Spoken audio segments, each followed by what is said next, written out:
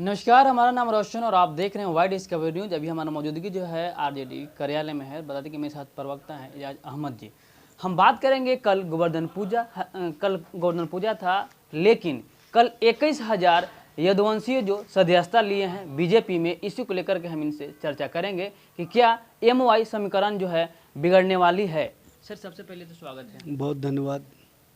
देखिए, भारतीय जनता पार्टी जिस तरह का परसेप्शन खड़ा कर रही है उसमें कहीं कोई सच्चाई नहीं है।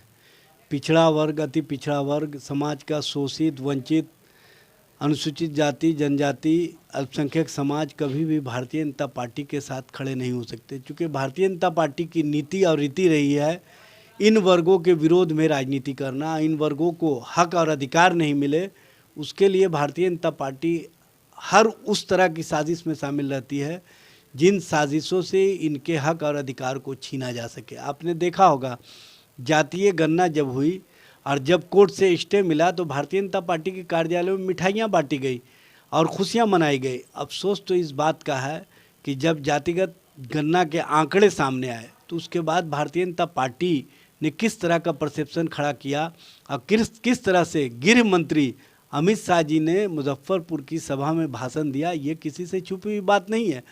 भारतीय जनता पार्टी के नेता जो परसेप्शन खड़ा कर रहे हैं उनको सबसे पहले यादव और अल्पसंख्यक समाज के बीच जाकर के ये बात का जवाब देना चाहिए कि अमित शाह जी को किसने अधिकार दिया था इन वर्गों का अपमान करने का। अमित शाह को किसने अधिकार दिया था यादव समाज का अपमान करने का। अमित शाह को किसने अधिकार दिया था अल्पसंख्यक समाज का अपमान करने का। जिस तरह से अपमानित करने वाली भाषा गृह मंत्री के मुंह से निकली, ये कहीं से भी उचित नहीं है। और इस पर भारतीय जनता पार्टी के सारे नेता जो कल की सभा में शामिल थे, उन लोगों ने चुप्पी साध ली। उन लोगों ने इस अपमान की भाषा पर एक शब्द नहीं बोला। इससे ही समझ में आता है कि भारतीय जनता पार्टी कहीं ना कहीं जो यादव समाज है, जो अल्पसंख्यक समाज है, जो पिछड़े हैं, जो अति पिछड़े हैं, जो शोषित है, जो वंचित है, जो अनुसूचित जाति है, जो अनुसूचित जनजाति है, उनके साथ अपमानजनक भाषा का इस्तेमाल करती है। अपमानित करने के लिए हर उस तरह की भाषा इस्तेमाल करती है जो भाषा कहीं से भी समाज में उचित नहीं है। चलिए, वहाँ जनसभाएं जब हो रहे थे, जब बड़े बड़े नेता बात कर रहे थे, तो एक ही चीज़ बोल रहे थे कि हमारे साथ इतने भाई यदुवंशी आ गए हैं, अब हम जो है हिंदू राष्ट्र बनाने की पूरी तैयारी है हमारी। और एक तरफ आप सर 1 लाख नियुक्ति पत्र शिक्षकों को जो बांटे हैं उसमें आपकी विज्ञापन से भी आ रहा है कि हमने इतिहास रच दिया है। तो ये दोनों में थोड़ा समानता है, बता दीजिए। देखिए, सबसे बड़ी बात यह है कि भरम और धर्म की राजनीति अब बिहार में चल नहीं रही है। 9 अगस्त 2022 को हमने जिस दिन सत्ता संभाला उसके बाद से नफ़रत की राजनीति समाप्त कर दी गई, मोहब्बत की राजनीति की शुरुआत हुई और हमने नफ़रत की राजनीति को समाप्त करके रोज़गार परक राजनीति को बढ़ावा दिया। और आप देख रहे हैं, जिस दिन से महागठबंधन की सरकार माननीय मुख्यमंत्री नीतीश कुमार जी, माननीय उप मुख्यमंत्री तेजस्वी प्रसाद यादव के नेतृत्व में बनी है, उसके बाद से लगातार हम रोज़गार और नौकरियां दे रहे हैं।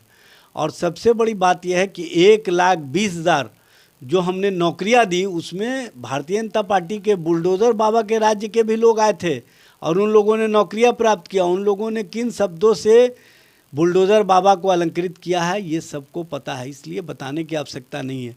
जो गुजरात मॉडल की लोग चर्चा किया करते थे, उस गुजरात मॉडल के भी लोग आकर के बिहार में नौकरियां प्राप्त की हैं।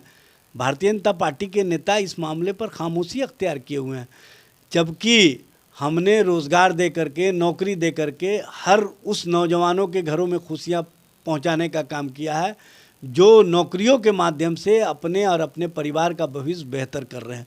इसलिए भारतीय जनता पार्टी के लोग क्या बोलते हैं उसका कोई मतलब नहीं है।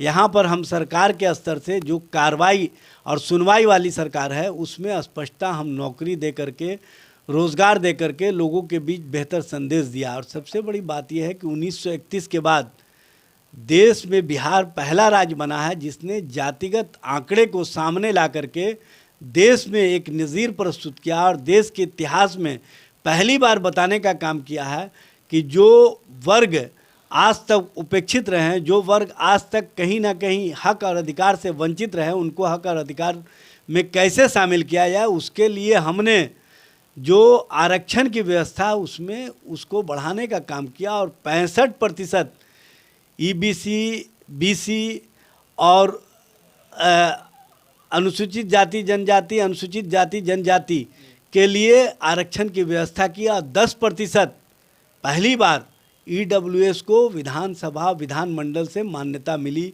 ये देश के इतिहास में पहली घटना है। इस पर भारतीय जनता पार्टी को लगा कि अब हम मुद्दों के आधार पर जनता के बीच में नहीं टिक सकते हैं, तो वो भरम और धर्म की राजनीति का सहारा लेकर के और भरम फैला करके जिस तरह से लोगों के बीच परसेप्शन प्रस्तुत करना चाहती है, वो परसेप्शन अब चलने वाला नहीं है। बिहार बहुत आगे निकल चुका है और ऐसी राजनीति को अब बिहार के लोग, अब बिहार की जनता पसंद नहीं करती है, जिस राजनीति में नरेंद्र मोदी, अमित शाह और अन्य लोगों ने फंसा करके देश के नौजवानों को गुमराह करने का काम किया। सर एक चीज़ और लास्ट में पूछेंगे, सम्राट चौधरी जी ने बताया कि जो नीतीश कुमार बोलते हैं शराबबंदी करके हमने महारत हासिल की है, एक फ़ोन करिए घर पे आ जाएगा, ऐसा बोले हैं वो बयान। सम्राट चौधरी जी जो बात बोलते हैं, तो सम्राट चौधरी जी उसके दोषी हैं कि आप अगर अपने फ़ोन के माध्यम से अपने घर तक होम डिलीवरी करा रहे हैं तो इसका मतलब है आप कानून तोड़ रहे हैं। कानून तोड़ने का मतलब है कि आप पर एक्शन होगा। इसलिए सम्राट चौधरी जी प्रामाणिकता के साथ आएँ और बताने का काम करें तो सरकार उन पर एक्शन ज़रूर लेगी, क्योंकि इस तरह के कृत्य करने वालों को सरकार, जो माफिया और माफियाओं को संरक्षण देने का काम करते हैं और जो शराब और शराब की व्यवस्था को बढ़ाने का काम करते हैं, उन पर सरकार एक्शन लेती है, उन पर सरकार एक्शन लेगी। अगर उनके पास तथ्य है तो तथ्यों के साथ सामने आए, सरकार अवश्य उन पर कार्रवाई करेगी। छठ पूजा रही है, क्या कहें जनता से? देखिए, छठ के अवसर पर जिस तरह से सभी वर्गों के लोग, सभी धर्मों के लोग आस्था के साथ पर्व को मनाते हैं और इस पर्व में जिस तरह से लोग साफ सुथरा रह करके और जिस सफाई के साथ, बेहतर व्यवस्था के साथ सभी धर्मों के लोगों को अपने यहाँ बुलाते हैं और कहीं ना कहीं जो धार्मिक आस्था है उसकी परंपरा को मजबूत बनाते हैं और भारत की जो गंगा जमुनी संस्कृति है उसको मजबूत बनाते हैं, उसको आगे बढ़ाने का काम करें। और इसके माध्यम से हम सभी इस बात का संकल्प लें कि किसी भी स्थिति या परिस्थिति में देश में हम नफ़रत और नफ़रत बढ़ाने वाली शक्तियों को आगे नहीं आने देंगे। इसके लिए हम सभी मिल करके काम करेंगे।